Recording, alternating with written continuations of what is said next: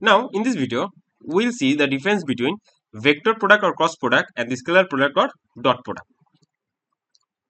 We actually discussed the how the vector products are the vector multiplications are happened. So the product of two vectors, if gives us a vector quantity, then it is known as vector product or cross product. If two vectors product is give us another scalar product, then this is known as scalar product or dot product.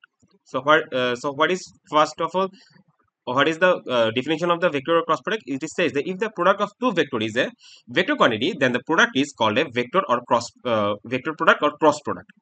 Or in the other hand, is for scalar quantity, scalar product, it says that if the product of two vector is a scalar quantity, then the product is called a scalar product or dot product. Suppose, so that means if two vectors, suppose this is a p vector and this is a q vector, if this multiplication of these two vector gives us a vector product, then this is known as cross product. And if this multiplication gives us a vector product, then this is known as dot product. The other thing is, if p and q are vectors, this is a vector, this is also a vector. If these p and q are vectors, then the p cross q equals to pq sin alpha. So the formula of vector cross product is p cross q equals to pq sin alpha. So, and what is the alpha means? Here alpha is the angle between the two vectors. So alpha is the angle between the two vectors, and here we use another term that is known as eta. There eta is a unit vector perpendicular to the plane containing p and q. So suppose if this is vector p and this is vector q, this is vector p and this is vector q, then if I rotate this alpha in that manner, then the product will be in the upwards of the plane, So if I rotate this in anti-clockwise direction, then the eta or the unit vector will be perpendicular to this pq plane. That means if I draw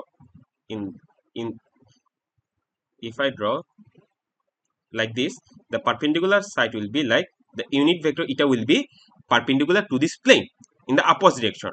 Or if I rotate this in anti-clockwise direction, if alpha is anti-clockwise, that means that there is not p cross q, that will be then q cross p. In that case, the alpha will then the unit vector will be in downwards direction, perpendicular to the plane pq. On the other hand, if pq are vectors, then p dot q is pq cos alpha. Here alpha is the angle between the two vectors. So in that case, for dot product p dot q, the formula of p dot q is pq cos of alpha. So there we don't need any vector in a unit vector, because this is a scalar quantity. Then the third rule is, vector product of the two vectors does not follow the commutative law. So that means p cross q will not equals to q cross p. So these and these are not equal. On the other hand, for scalar product, it follows the commutative law. That means p dot q, vector p dot vector q will be equals to vector q dot vector p, or it will be equals. It will be equal.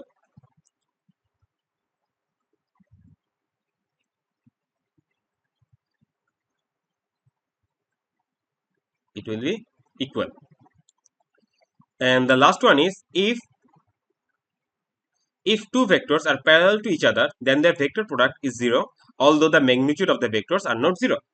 So if p is a vector and q is a vector, then the cross multiplication of this, if alpha, as they are parallel to each other, then the angle between this p cross q equals alpha equals to 0 degree. And we know sin 0 means 0. Sin 0 means 0. So the whole p cross q, the cross product is 0, where p and q are not actually, the magnitude of this p and q are not 0, only their angle is parallel to each other. So in this case, the whole product of this two vector quantity is 0. In the scalar case, if the two vectors are perpendicular to each other, they are at right angle. This is the 90 degree. If two vectors are perpendicular to each other, then their scalar product is 0, even though the magnitude of the vectors are not 0. So that means That means if the vectors are perpendicular to each other, so this is p vector and this is q vector, they are perpendicular to each other, so the angle between these two vectors are 90 degrees. So here alpha equals to 90 degrees. In that case, we know cos 90 degree means 0. Cos 90 degree means 0. So whole p dot q, the dot product of these two will be 0. So although p and q are not, the magnitude of p and q are not 0. So this is the basic difference between a vector product or cross product and scalar product or dot product. Hope you like this video. Please subscribe to our channel and like this video. Thank you.